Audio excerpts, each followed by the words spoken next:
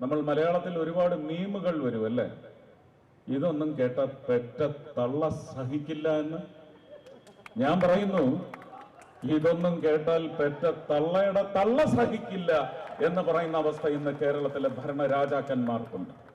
നമ്മൾ ഒരുപാട് യാത്രകൾ, രാഷ്ട്രീയപരമായ യാത്രകൾ, പ്രത്യേകിച്ച് ഭരിച്ചുകൊണ്ടിരിക്കുന്നവരെ തള്ളിയിടാൻ, ഉന്തിത്തള്ളി ഓടിക്കാൻ, നശിപ്പിക്കാൻ, വരുന്ന തെരഞ്ഞെടുപ്പുകളിലൊക്കെ തിരോധാനം എന്ന് പറയുന്ന ഉന്നം വെച്ച് ഒരുപാട് യാത്രകൾ നമ്മൾ നടത്തിയിട്ടുണ്ട്.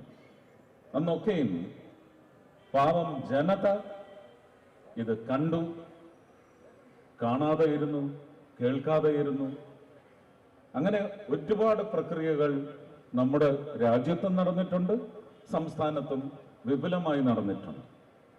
ഇന്ന് പക്ഷേ ഈ കേരള പദയാത്ര നടക്കുമ്പോൾ നമ്മളല്ല, ഈ പദയാത്രയെ ഭയക്കുന്ന ഒരു വിഭാഗമുണ്ട്.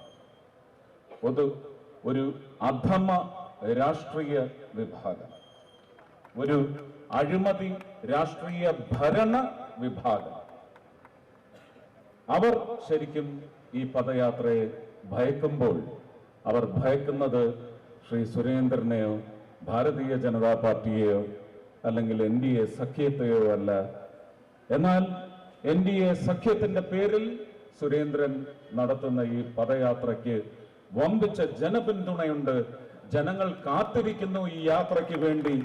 തിരുവനന്തപുരം വരെ മാത്രമല്ല, അങ്ങ് കശ്മീർ വരെ കാത്തിരിക്കുന്നു എന്നുള്ള കാര്യം അവർ ഘനത്തിൽ മനസ്സിലാക്കിയിരിക്കുന്നു.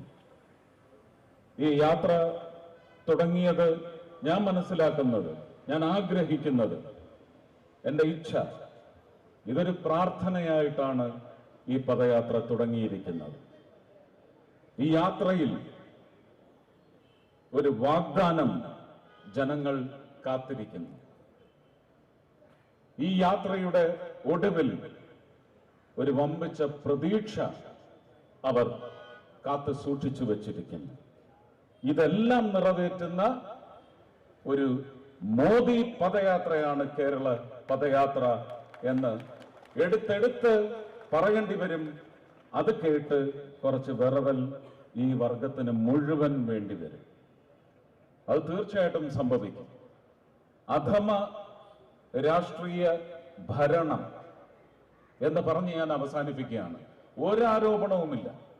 എനിക്ക് മുമ്പ് സംസാരിച്ച ശ്രീ സുരേന്ദ്രനായാലും ഈ ചടങ്ങിന്റെ അധ്യക്ഷ പദവി അലങ്കരിക്കുന്ന ശ്രീ രഘുനാഥ് ആയാലും അവരെല്ലാം ഉന്നയിച്ച ആരോപണങ്ങൾ എന്ന് പറയുന്നത് കേരളത്തിലെ ജനങ്ങൾ ആരോപണ കൂരമ്പുകളായി എയ്തുകൊണ്ടേയിരിക്കുകയാണ്.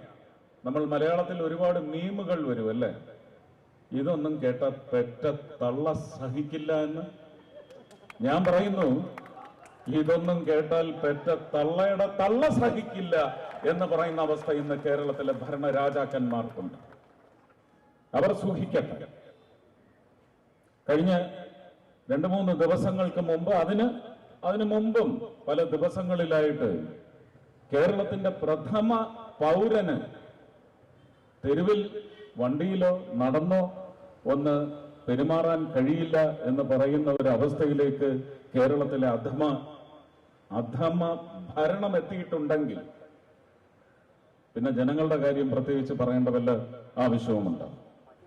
ഒരു കേസെടുപ്പ് സർക്കാരായിട്ട് ആരെന്ത് പറഞ്ഞാലും കേസെടുക്കുക, ആരെന്തെങ്കിലും പറയുമെന്ന് ഗണിച്ച് കേസെടുക്കുക, ഒതുക്കുക. അതിപ്പോ കോൺഗ്രസുകാരെയും മാറ്റി നിർത്താനൊക്കത്തില്ല. കോൺഗ്രസിലെ പല തലയ്ക്ക് വെളിവുള്ള നേതാക്കന്മാർക്ക് നേരെയും അവർ കേസെടുക്കുന്നുണ്ട്.